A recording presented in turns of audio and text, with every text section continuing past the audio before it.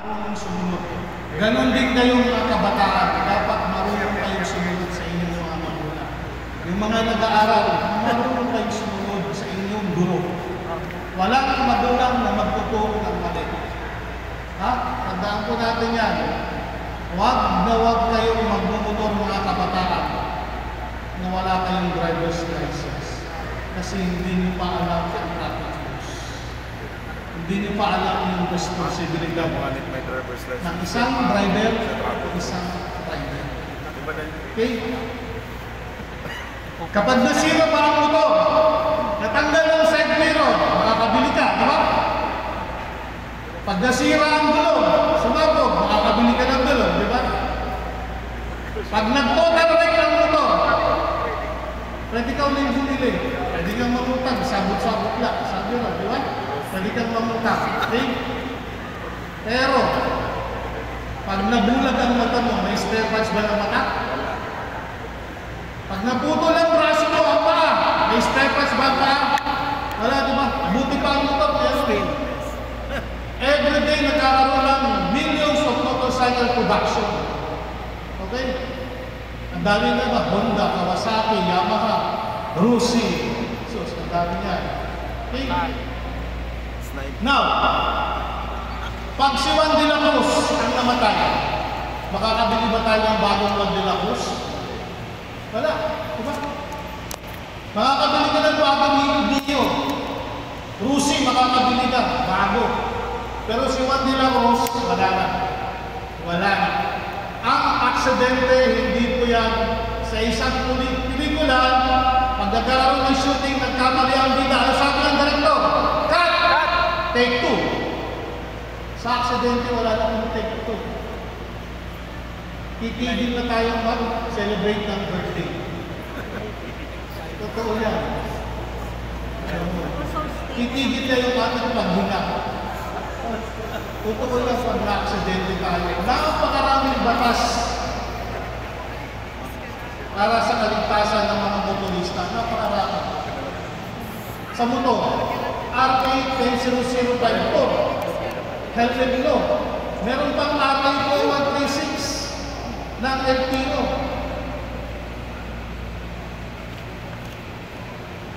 Pero, ano nangyayari? Hindi natin sinusunod yung batas. The law was created to protect human lives. Tama, di ba? The law was created. The RA 436 to protect human lives. To ensure the safety of the public. Anong mission ng PNP? The PNP shall enforce the law. Nakikita nyo sa kanta, di ba? Nag-ooperation, checkpoint. Kasi ang sabi doon, the PNP shall enforce the law, prevent and control crimes.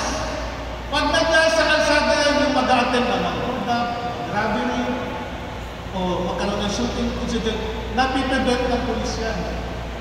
Iiwas yan sila at hindi na itutuloy. Maintain peace and order. O, pag nandun ang polis, magkakaroon ng peace and order.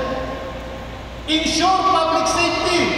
Sinisigurado natin ang kalsadahan ay secured, safe ang ating mga motorista.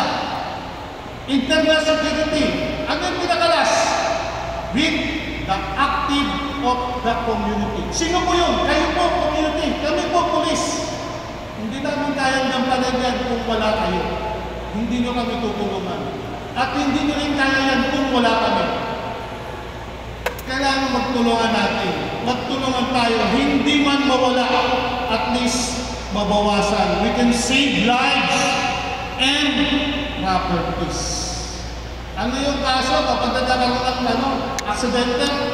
The reckless imprudence resulting to damage to property.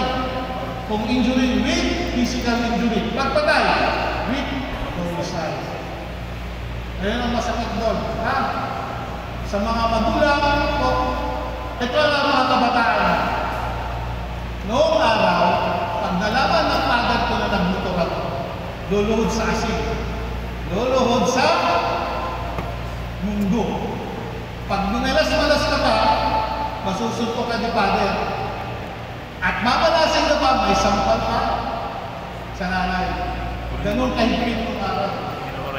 Ito, yung mga matatanda dito, alam ko nila yan. Ganun po kahigpit.